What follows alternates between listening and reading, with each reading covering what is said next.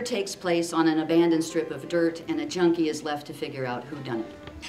The junkie is my heroine, Julie Page, whose unbridled addictions and efforts to disappear into the vacuum of Burl's deserted promenade read like symptoms of a woman attempting to suffocate any expectations the world may have of her, along with any additional disappointments. But nobody's past is easily snuffed out, and nobody escapes completely. Writer, singer, songwriter, and performer Lee Adams reads from her book Nighthawks. Her second novel is a follow-up to her first, fifth, and Vanguard, all part of a series involving the character Julie Page. It's a series about the artistic process. They're masked, if you will, as murder mysteries. They are murder mysteries, but each one kind of focuses on a different angle of the creative personality. In the first book, it was really devoted to how far an artist will go to get their edge back, their muse back. You know, would you steal something? Would you kill somebody? And this book focuses on what happens to an artist once they've had some success, once they've gotten some money and some prestige, because a lot of times they'll end up throwing that away because they're really not prepared for that success. So it sort of focuses on that. And I won't tell you what the third one focuses on, but it's all kind of about the creative process. Writing a series is no walk on the page. There are challenges. No, yeah, it gets a little bit tricky because you want to marry elements of the last book in with it. The texture of a series becomes kind of, or to get the texture right is kind of difficult.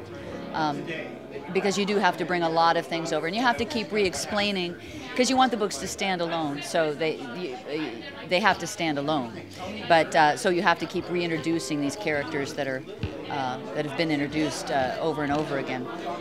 So that's a little tricky. I'm learning as I go. I think we've done okay with the first two, and the third one I'm about 100 pages in, so I think I'm okay. But it's its own skill set.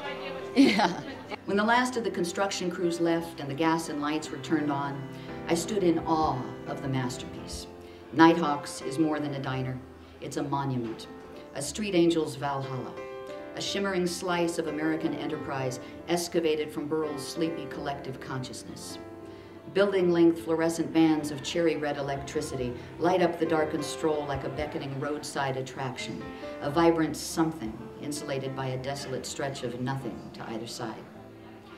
I slipped into a turquoise tuck-and-roll booth in the corner with a notepad and owl-embossed ballpoint pen, with every intention of working on an outline for my novel. The popularity of my first book, nonfiction, is what allowed me to build the place, and I'm currently under contract to write another smash. Right then, my literary obligations were pressing against me like a whore on a sailor, and I just wanted out. The corner booth had become my unofficial office by then, 8 days after we'd opened for business, 9 days after the murder. I was curious, when do you know the story and the writing is done? Yeah, that's elusive, but all I can say is you know it when it happens. And my criteria is always if I enjoy reading it.